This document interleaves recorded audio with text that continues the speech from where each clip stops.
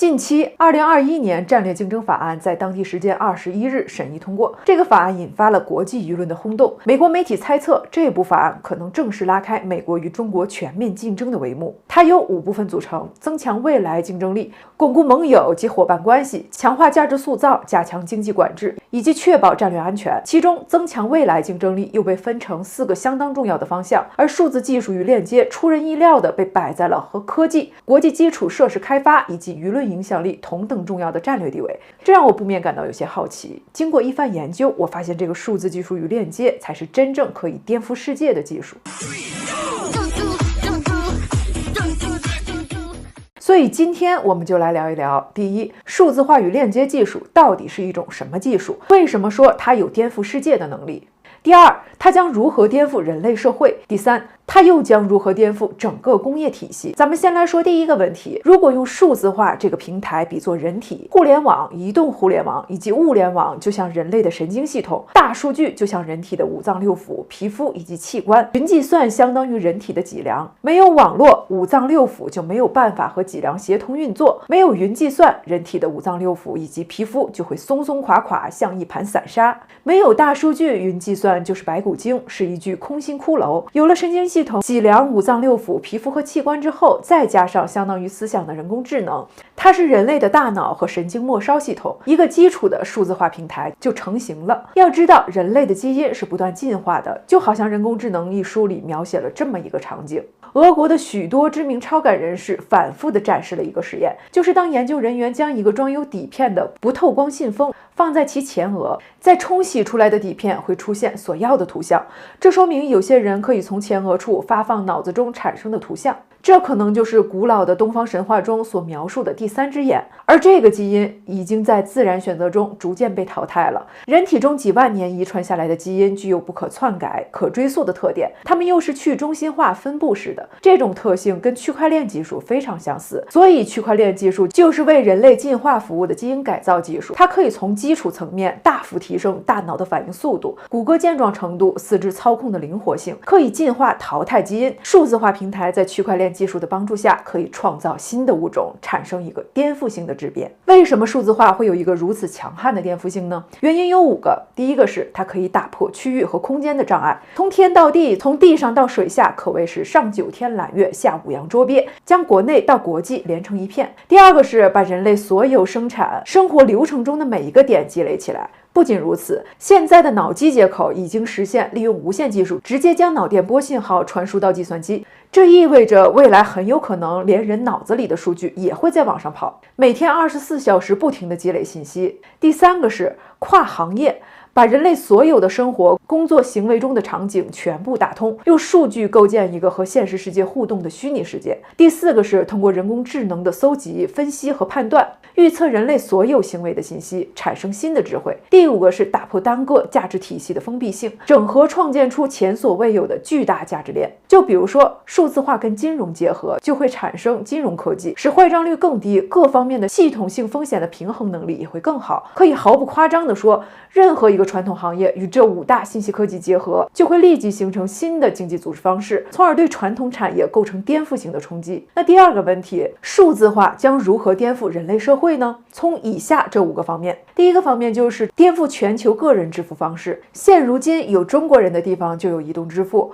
这导致在欧美、日韩、东南亚等全球数十个国家和地区的线下商户门店，支付宝、微信支付的范围几乎可以覆盖餐饮、超市、便利店、主题乐园、休闲等各类吃喝玩乐的消费场景。那这么多的消费数据能干嘛用呢？沉淀下来成为信用数据，应用在比如说共享单车、共享办公，成为共享生态的发展基础。这意味着什么？未来的买卖方式，整个商业形式发生了很大的变化。企业在销售商品或服务时，不再需要卖掉所有权，只需要卖掉某一时段的使用权。所以移动支付越是发展到后期，你像共享家具、共享工具、共享治理等等各种共享生态，就会迎来越来越大的发展空间。随着我们前面提到的基因改造者区块链技术在金融领域的渗透，这就导致个人跨境转账的底层技术实现方式也开始被改写。以前个人跨境转账需要通过支付机构、银行和国际结算网络，整个过程是一步一步的串联式的处理方式，处理速度非常慢。那我们就可以用区块链技术对这段基因进行改造，用它来开发支付机构和商业银行之间的接口，这样在跨境汇款中就可以将汇款报文传递给各个参与方，实现信息的协同处理，把原本的串联式的信息处理方式改为并行处理，极大的提高了信息的传递效率。第二个方面是重塑世界贸易清算体系。我们之前的视频里也曾经介绍过金融霸权体系，依靠的主要工具就是 SWIFT 环球同业银行金融电讯协会系统和 CHIPS 纽约清算所银行同业支付系统。如今这两个金融垄断平台的技术架构已经严重过时，难以托起整个世界贸易清算体系的效率和安全。我们就可以利用区块链和大数据技术去改造它们的基因，在世界范围内重塑新的清算体系。第三个方面就是改革全球货币的发行机制。货币的发行基础大家应该都知道，以前的货币靠金银等贵金属作为锚定物。20世纪70年代，布雷顿森林体系瓦解以后，货币发行的基础变成了与国家主权、GDP、财政收入相挂钩的国家信用。美国凭借强大的军事经济力量，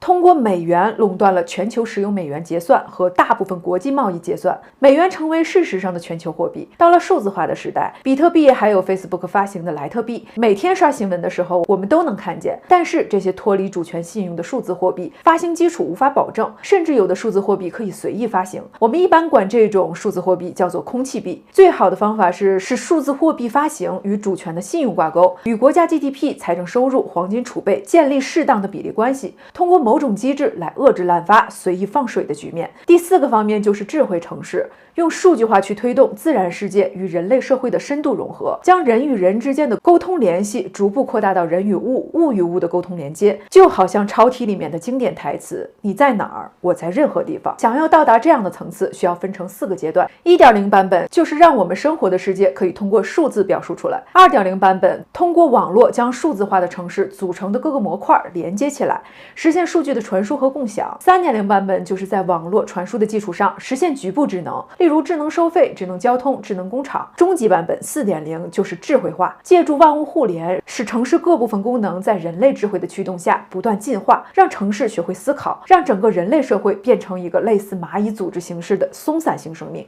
第5个方面就是颠覆整个人类的健康领域。起点临近提到过，人类身上的每个元器件正常的生物学寿命是150岁，那为什么现在的人类都活不过100岁呢？这是因为某个零部件出现了问题，导致整个人体无法协同运作。现在随着人工智能的发展，有生命特征、生物特征的微观智能器件，还有 3D 打印人体器官，可以替换人的五脏六腑。要是觉得心脏不够用，甚至可以再挂一个，组成双备份，什么零件坏了就换什么零件。那你可能就要问了，这跟数字化有啥关系？要知道，人类有免疫系统，有1/3的疾病其实不治疗也会自愈，有1/3的疾病即便治疗也不能痊愈，还有1/3必须治疗了才能痊愈。所以医疗体系主要是在这1/3的领域里发挥作用。这个时候就可以充分利用大数据、云计算、远程问诊等技术，把这1/3的疾病筛选出来，这样可以节约大量的医保经费，提高医疗体系的整体效率。那最后一个问题，数字化如何颠覆整个工业体系？想象一下这样的场景，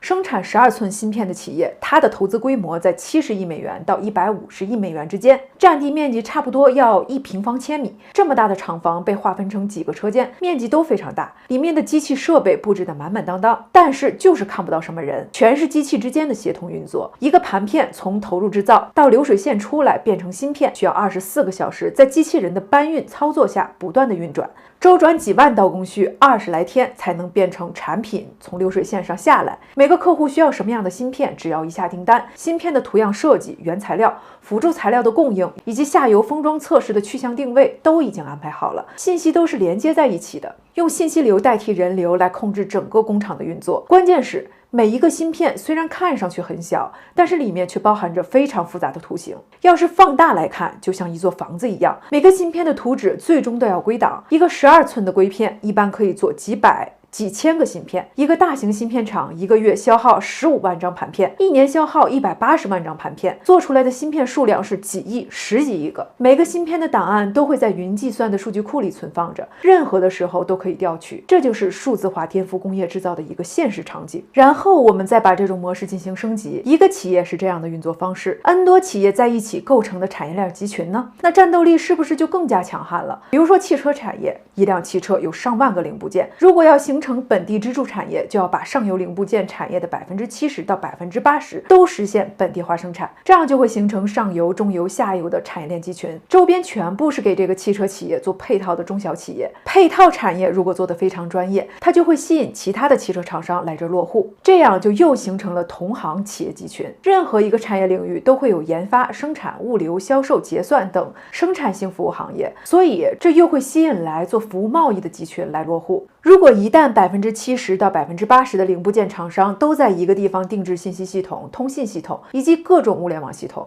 工厂就能在客户下达定制订单的1-2个小时之内进行决策、配送，完成产品的定制，这样就形成了一个放大版的数字制造工厂。2021年战略竞争法案如果进入落地阶段，美国势必要把海外的美国企业搬回去。如果这个体系已经跟数字化充分结合，就很难搬得回去。企业不会因为增加点关税或者减一些关税就搬回去，他要么不搬，要搬就得把上面的3大集群一块儿搬走。可以想象这个难度有多大。这样一来，我们就不难理解为什么法案中把数字化与链接技术放在了增强未来竞争力的战略位置上来了。